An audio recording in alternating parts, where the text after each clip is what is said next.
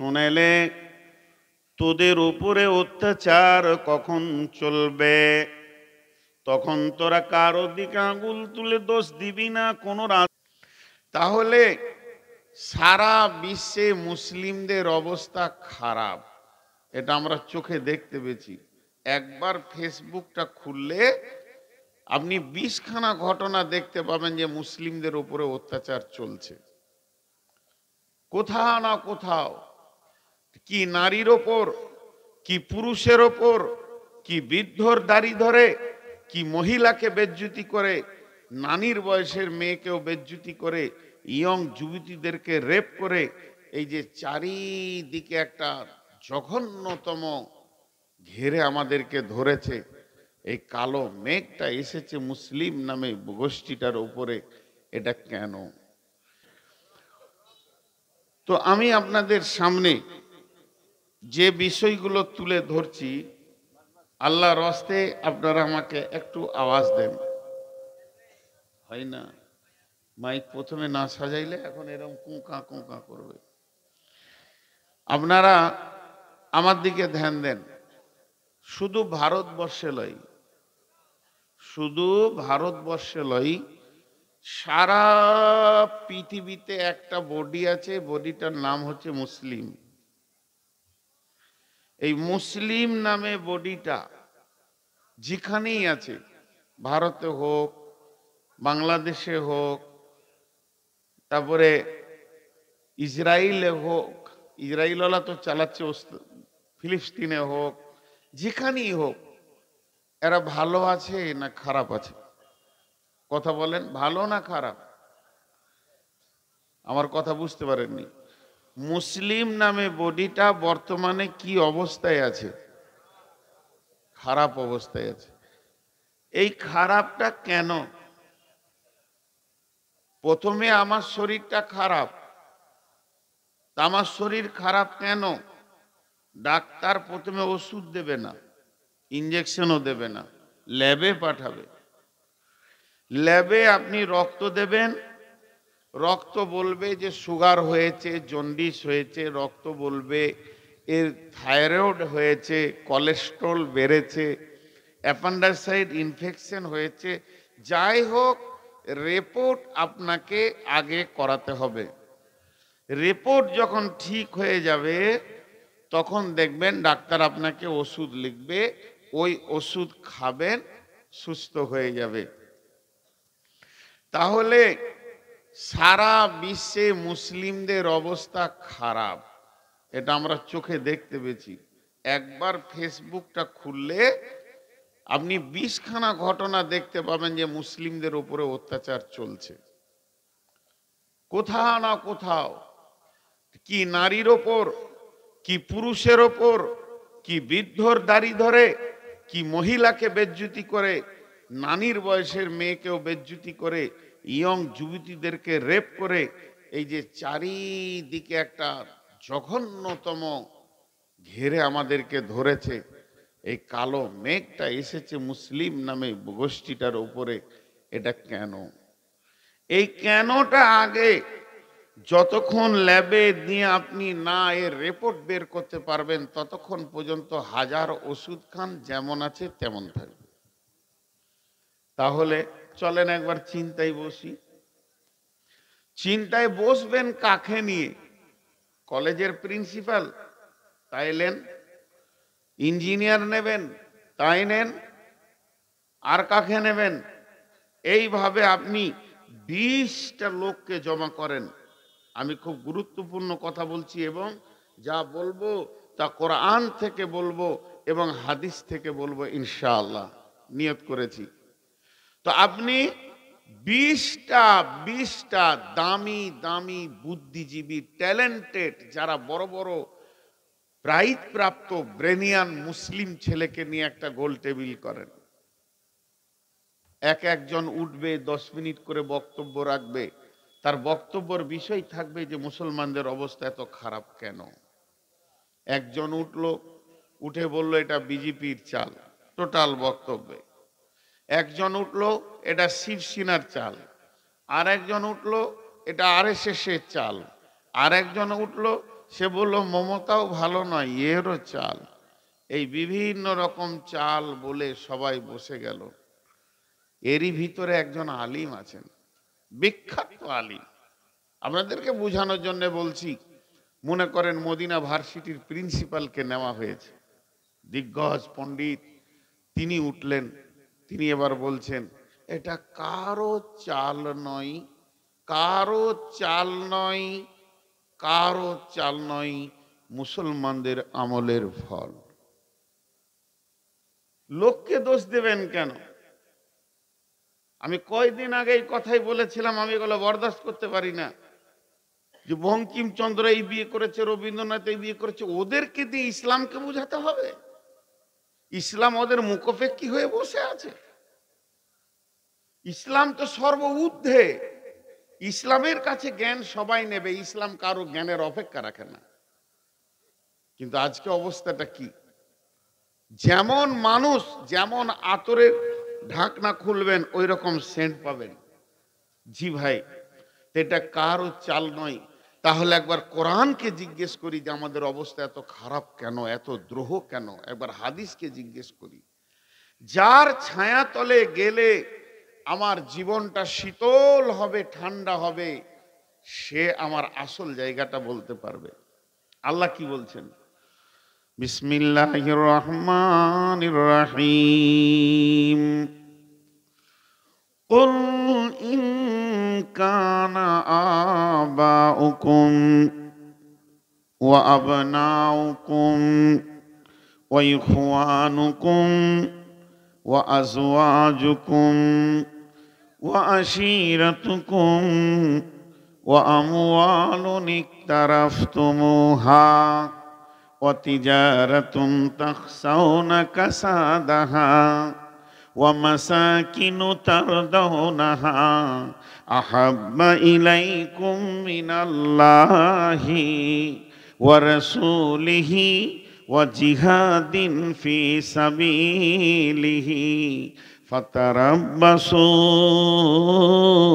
হাত্তা ইয়াতিয়াল্লাহু বিআমরিহি ওয়াল্লাহু লা ইয়াহদিল কওমাল ফাসিকিন।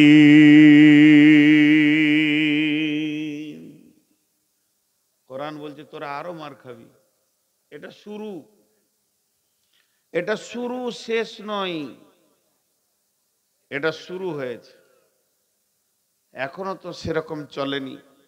ছোট্ট একটা কথা জিজ্ঞেস করব। এটা হলো আমাদের জীবন ব্যবস্থা। বুঝে হ্যাঁ না বলবেন, বুঝতে ভুল হলে আমাকে জিজ্ঞেস করবেন, তবে ফতোয়া জিজ্ঞেস করিয়ে না দিতে পারবো না। এটা আমাদের জীবন ব্যবস্থা। একটা মুসলিম জন্ম থেকে মত পর্যন্ত কিভাবে চলবে চলে এসেছে, আর ওইভাবে চললে কবর থেকে নিয়ে জান্নাতের চৌকাটা পর্যন্ত সে কি অবস্থায় থাকবে ঘোষণা হয়ে গেছে। তাহলে পার্সেন্টেজ করি আমরা। মুরব্বী মানুষ দাঁড়িয়ে আছে, বাপজি আপনাকেও দাঁড়াতে মন গেল? ছোট ছেলে না এলে ধরা খায়। আহা হা, বসার জায়গা পাচ্ছে না গো। এই চেয়ার আছে আমার পাশে, আছে। আহা, দুটোই বিয়াই মনে হয়। খাওয়া দাওয়া হয়েছে, একটু পরিলক্ষণ করে এবার বিদায় নিচ্ছে, সাথে নাতনিটাও আছে আলো জেলে। সুখের জীবন আজকে, মেলার আনন্দ উপভোগ করছে। আমার দিকে তাকান। এটা আল্লাহ আমাদেরকে 100-তে 100 দিয়েছে না 100-তে 99 দিয়েছে? সামনেরটি মুখ খুলেছেন, চুপ থাকেন। পেছনের লোক বলেন, সবাই বলেন, সবাই হৃদয় থেকে ভালোবেসে বলেন, এটা আল্লাহ 100-তে 100 দিয়েছে না কম দিয়েছে? 100-তে 100 দিয়েছে। চলেন, এইটা আমাদের জীবনে 100-তে 100 আছে? কত আছে? কেউ বলেছে 2, কেউ বলেছে 0.5, কেউ বলেছে 5। জি ভাই, মাঠটা কেন খেঁচি এবার বুঝতে পেরেছেন? এর ছায়া তলে থাক, তোর গায়ে কেউ হাত দিবে না, আমি দেখে নিব। ছায়া থেকে সরে যাবি। হাজি ভাই ছাতার ভিতরে নাই, গা ভিজছে। তো বলছে গা কেন ভিজছে? বলে রবীন্দ্রনাথ পানি ঢেলে দিয়েছে। মাথার খুঁজে পেছে না এরা কোথা থেকে কি হবে। জি, 100-তে 100 দিয়েছে। আমাদের কাছে আছে কত? 0.5% বলেছেন। আমি পয়েন্ট বলছি না, মনে করেন 2%ই আছে। তাহলে নাই কত? জোরে বলেন, নাই কত? বর্তমানে মুসলিম সারা বিশ্বে কত আছে বলেন? 200 কোটি। তো 200 কোটির মধ্যে তাহলে হতে হয় 58কে 2 দিয়ে গুণ করেন, কত হবে? 200 কোটির মধ্যে 2 2 4 বাদ যাবে। তাহলে 1,96,00,000 মানুষের উপরে অত্যাচার হওয়া উচিত। এতগুলো সরে গেছে এখান থেকে। চলছে মাত্র 1.2 পয়েন্টের উপরে। এখন আল্লাহর দয়া আছে, এখন আল্লাহর দয়া আছে।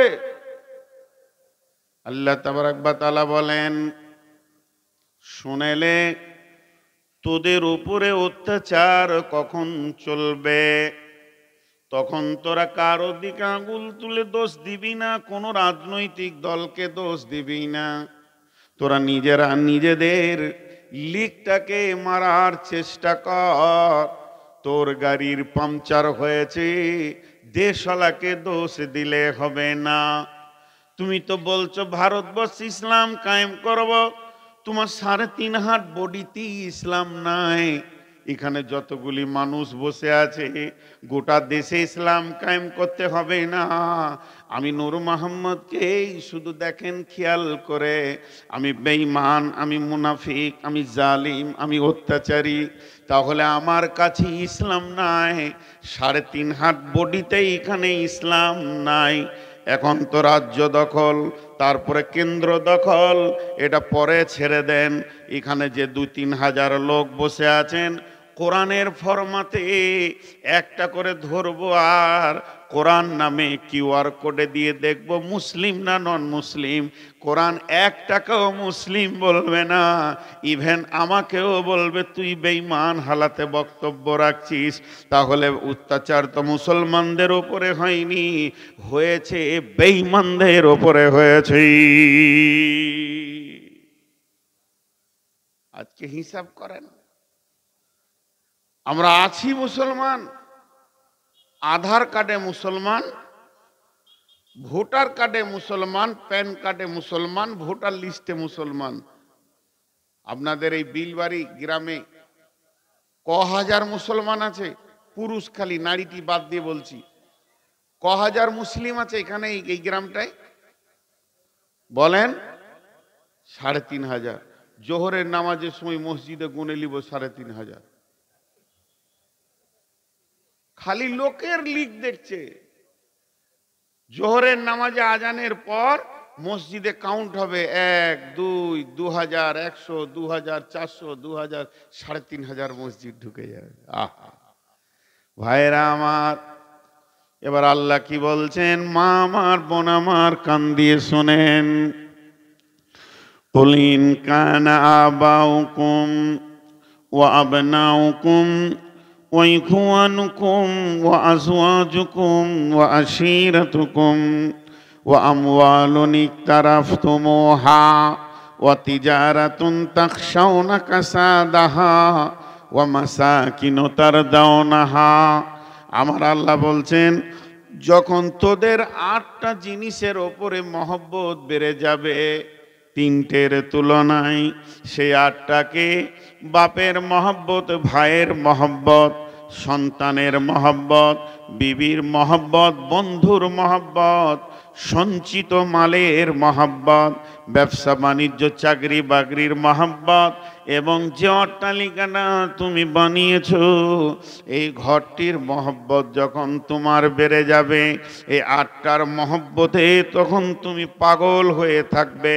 এই 8টার মহব্বতে তোমার সূর্য উঠবে ডুববে, তুমি আনন্দে আত্মহারা হয়ে যাবে। তোমার কাছ থেকে 3টে মহব্বত বেরিয়ে চলে যাবে। তিনটে তোমার মুখে দাবি থাকবে কিন্তু মহব্বত থাকবে না। সেই তিনটে কি? আহাব্বা ইলাইকুম মিনাল্লাহে, আল্লাহর মহব্বত তোমার দিল থেকে চলে যাবে। আমার আল্লাহ সকাল বিকাল তোমাকে 10 বার ডাকবে হাইয়া আলাস সালাহ, তুমি তখন আসবে না। হাইয়া আলাল ফালাহ, এসো তুমি এখানে নিষ্কৃতি নিয়ে যাও। তোমাকে মারবে না, বজরং মারবে না, শিবসেনা মারবে না। আমার অফিসে এসো, আমি রব তোমাদেরকে ডেকেছি। তখন তুমি চায়ের দোকানে থাকবে, তাসের আড্ডাতে থাকবে, তখন তুমি জুয়ার আড্ডাতে থাকবে, আল্লাহর ডাকে সাড়া দেবে না। আল্লাহ তোমার উপরে নারাজ হয়ে যাবে। ও রাসূলিহি, আমার রসুলের উপরে তোমাদের নাফরত কত হবে।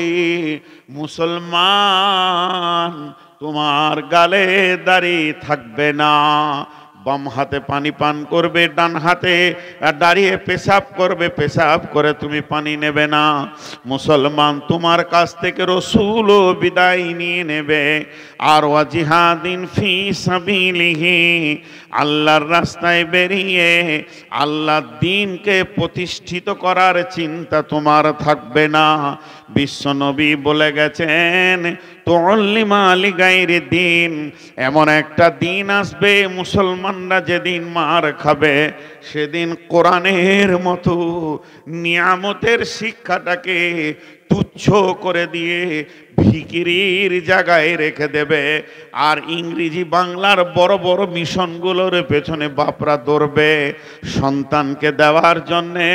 আমার কোরআন ভিখারির মতো মসজিদে পড়ে থাকবে।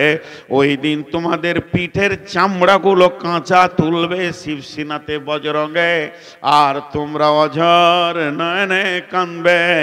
আমি আল্লাহ দর্শকের ভূমিকা পালন করব, এতটুকু আমার কাছ থেকে তোমরা হেল্প পাবে না। তার কারণ হচ্ছে তোমার সঙ্গে আমার তালাক ঘটে গেছে। তুমি আমি তুমি কোনো দায়িত্ব নাই। আমি যে মেয়েটাকে বিয়ে করেছি, ওই মেয়েটা হলো আমার বিবি, তাকে আমি ভালোবাসি, তার সঙ্গে আমার প্রেম আলাপ আছে, তার আমি কসমেটিক্স দিই, কাপড় দিই, তার খাওয়ার চিন্তা করি। মেয়েটা অসুস্থ হলে আমাকে বড় কষ্ট লাগে, নানান চিন্তায় তাকে আমি নিয়ে আছি। যেদিন মেয়েটি লোক ডেকে খোলা তালাক নেবে, এর সঙ্গে আমি আর সংসার করব না, এর সাথে আমার কোনো সম্পর্ক থাকবে না। ওই দিন মেয়েটার সাথে আমার তালাক ঘটে গেল সামাজিকভাবে। সমাজ জেনে নিল মেয়েটির সঙ্গে আমার চিরতরের তালাক হয়ে গেছে। ওই মেয়েটি সামনে ঈদে অপেক্ষা করছে, আমার জন্য নতুন কাপড় আসবে, আমি তাকে কাপড় কিনে দিব। এই চিন্তাটাই হলো তার ভুল। বিশ্বনবী বলছেন, মাজরে মান তারাকা সলাতা মাকতুবাতান মুতাআম্মিদান ফাকাদ বারিয়াত মান মিনহু জিম্মাতুল্লাহে, লা তাতরুকান্না সলাতা মাকতুবাতান মুতাআম্মিদান ফাইন্না মান তারাকা সলাতা মাকতুবাতান মুতাআম্মিদান ফাকাদ বারিয়াত মিনহু জিম্মাতুল্লাহে। আল্লাহর নবী বলছেন, হে মাজ, আমার উম্মতদেরকে বলে দাও, কেউ যদি, হে মাজ, তুমি জীবনে জ্ঞান বশত স্বেচ্ছায় এক ওয়াক্ত নামাজ কামাই করবে না, এক ওয়াক্ত নামাজ ছেড়ে দেবে না। হে মাজ, শুনে লাও, আমার যে উম্মত এক ওয়াক্ত নামাজ জ্ঞান বশত স্বেচ্ছায় ছেড়ে দেয়, আল্লাহর সঙ্গে তার সম্পর্ক কেটে যায়। ফাকাদ বারিয়াত মিনহু, আল্লাহ তার থেকে আর কোনো সম্পর্ক রাখে না, তাকে মারছে না কাটছে, এ ব্যাপারে আল্লাহর কোনো জিম্মা নাই। ফাকাদ বারিয়াত মিনহু জিম্মাতুল্লাহে, আল্লাহ তার জিম্মা থেকে বাড়ি পেয়ে যায়। বলেন, আমাকে একজন হাজী সাহেব প্রশ্ন করেছিলেন, নাম বললে জিজ্ঞেস করে বুঝতে পেরে যাবেন। বিখ্যাত হাজী, পশ্চিমবঙ্গে এমন কোন নাই যার নাম জানে না মানুষ। আমি কোনো কাজে গেছিলাম ওনার অফিসে, তো উনি আমাকে দেখেই চিনে ফেলেছেন যে আপনি নূর মোহাম্মদ, আমি আপনাকে ইউটিউবে দেখেছি, মানে আপনার বাড়িও আমি কয়েকবার এসেছি। আমি বলিনি যে আমি নূর মোহাম্মদ, এসেছি চলে গেছি, কাজ ছিল না, আজকে কাজে এসেছি। তিনি আমাকে প্রশ্ন রাখলেন যে ভাই, এই যে পরিস্থিতি মুসলমানদেরকে ধরছে আর কাটছে, তা আল্লাহ এখন কি করছে? জি ভাই, আজকে ভারতবর্ষের সৈন্য সংখ্যা কত? 30 লাখ। আজকে বাংলাদেশের সৈন্য সংখ্যা কত? 5 লাখ। আজকে পাকিস্তানের সৈন্য সংখ্যা কত? আর কিছু। আজকে চীনের সৈন্য সংখ্যা কত? 40 লাখ। একটা সৈন্য সংখ্যা আছে, সৈন্যটাকে বলে শক্তি, দেশের শক্তি। দেখবেন বর্ডারে লেখা আছে বর্ডার সিকিউরিটি বল, ক্ষমতা বল, হিন্দিতে লেখা থাকে। তো এগুলো হলো দেশের শক্তি। আচ্ছা, সারা পৃথিবীর সমস্ত সৈন্যের শক্তির থেকে আমার আল্লাহর শক্তি কম? আপনাদের ধারণা কি? আল্লাহু আকবার। আল্লাহকে কিছু করতে হয়? আল্লাহ সবই করেন, কিন্তু কিছু করতে হয় না, হুকুম করলেই হয়ে যাবে। হুকুম করলেই হয়ে যাবে। আল্লাহ এখনই হুকুম করবে, রাত্রি 11:30টায়, সকালে উঠে দেখবেন গোটা দেশ মুসলিম হয়ে গেছে। আল্লাহর কাছে যথেষ্ট এটা, আল্লাহর হুকুমটাই যথেষ্ট। তারপরও আল্লাহ সৈন্য সংখ্যা সম্পর্কে কি বলছেন? শবে মেরাজের রাত্রিতে বিশ্ব নবী সফর করলেন। প্রথমে বাইতুল্লাহতে 2 রাকাত নামাজ পড়লেন, এরপরে বাইতুল মামুরে 2 রাকাত নামাজ, বাইতুল্লাহ 2 রাকাত নামাজ পড়ে তারপরে বিশ্ব নবীকে বর্রাকে জিব্রাইল নিয়ে চলে গেলেন ফিলিস্তিনে, যেটা মসজিদে আকসা, যেটাকে নিয়ে ঝামেলা চলছে, ওই জায়গায় গিয়ে উনি 2 রাকাত নামাজ পড়লেন। নামাজ পড়ার পর ওখান থেকে ঘোড়া ঊর্ধ্ব গগনে যেতে শুরু করলো। বর্রাক যখন ঊর্ধ্ব গগনে যেতে শুরু করেছে, যেতে যেতে একটা মসজিদ পেয়েছে এই জমিনে। সেই মসজিদটার নাম হলো বাইতুল মামুর, এটা আসমানের ভিতরে আছে। এই মসজিদে বিশ্বনবী গেলেন এবং ওখানে গিয়ে সমস্ত নবীকে দেখতে পেলেন। বিশ্ব নবীকে ইমামুল আম্বিয়া কেন বলা হয়? তিনি সমস্ত নবীর কেন ইমাম? আদম আলাইহিস সালাম ও নবী মুহাম্মদ সাল্লাল্লাহু আলাইহি সাল্লামের পেছনে নামাজ পড়েছেন, ওখানে সমস্ত নবী রয়েছে। জিবরাইল আমিন বিশ্ব নবীকে বর্রাক থেকে নামিয়ে হাতটা ধরে টেনে নিয়ে গিয়ে মুসল্লায় দাঁড় করিয়ে দিলেন। বিশ্ব নবী 2 রাকাত নামাজ পড়লেন, সালাম ফিরলেন। সমস্ত নবীরা নবীজির পেছনে সালাত আদায় করলেন। এরপরে তিনি চলে গেলেন 7 তবক আসমানকে ভেদ করে সিদরাতুল মুনতাহা, আল্লাহর সঙ্গে মোলাকাত হলো, সরাসরি দেখা হয়নি। আম্মা জান আয়েশা প্রশ্ন করেছিলেন, ইয়া রাসূলুল্লাহ, আপনি কি আল্লাহকে দেখেছেন? বিশ্বনবী উত্তরে বলেছেন, আমি দেখিনি, তবে নূরের তাজাল্লি আমি দেখেছি। এরপরে তিনাকে সমস্ত ট্রেনিং করিয়ে, কেউ বলে 14 বছরের সফর ছিল, কেউ বলে 28 বছরের সফর ছিল। এই সফরটা সেরে বিশ্ব নবী যখন এসে মসজিদে নববীতে বর্ণনা দিচ্ছেন, তখনই বলেছেন বাইতুল মামুরের ক্যাপাসিটি কত, আপনাদের মসজিদটা ক্যাপাসিটি কত? এখনই অঙ্ক করলেন, প্রত্যেকটা মুসল্লাতে একটা মানুষকে 8 ফুট না জায়গা লাগে নামাজ পড়তে। এটা কয় ফুট হতে দেখলেন? তাহলে বিশ্ব নবী গো, ওই মসজিদটা ক্যাপাসিটি কতটা?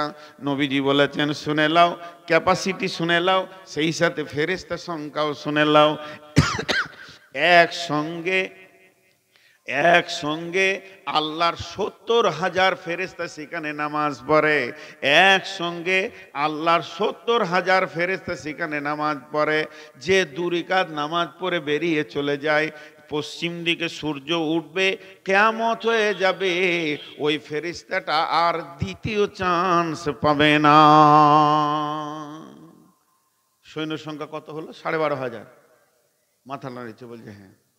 তাহলে কেমন শুনছে, খালি ধ্যান নেন। 70,000 একবার 2 রাকাত পরে বেরিয়ে যায়, আর 2 রাকাত নামাজ পড়ার জন্য পেছনে লাইন দিয়ে দাঁড়িয়ে আছে, এরা ঢুকে যায়, ওরা বেরিয়ে যায়, পরের স্টেপ ঢুকে যায়। এইভাবে চলতেই আছে কিয়ামত পর্যন্ত। 2 রাকাত নামাজ যে পড়েছে দ্বিতীয় চান্স পাবে না, এতগুলি ফেরেশতা আছে। তাহলে একটা ফেরেশতার ক্ষমতা কতটা? এক চর দিলে মনে হয় হালকা লাগবে, জি না। আল্লাহ দুটো মাস্তানের নাম আপনাদের সামনে বলছি, বেশি বলবো না। একটা হলো ওর নাম আজরাইল। আজরাইল নাম নয়, মালাকুল মত। তো এই মালাকুল মত যে মতের ফেরেশতা, এর কত ক্ষমতা! প্রতিদিন মার্ডার করছে। কোনো কেস কাছারি আছে বলেন? আপনাদের থানার নাম কি? নবগ্রাম থানাতে মনে হয় একদিন বাঁধা ছিল না? হ্যাঁ বলছে, হ্যাঁ ছিল, মাথা লড়াইছে। ও কি বুঝছে আল্লাহ জানে। জি, প্রতিদিন চালিয়ে যাচ্ছে আজরাইল, প্রতিদিন চালিয়ে যাচ্ছে। ওকে বাঁধার ক্ষমতা কারো নাই।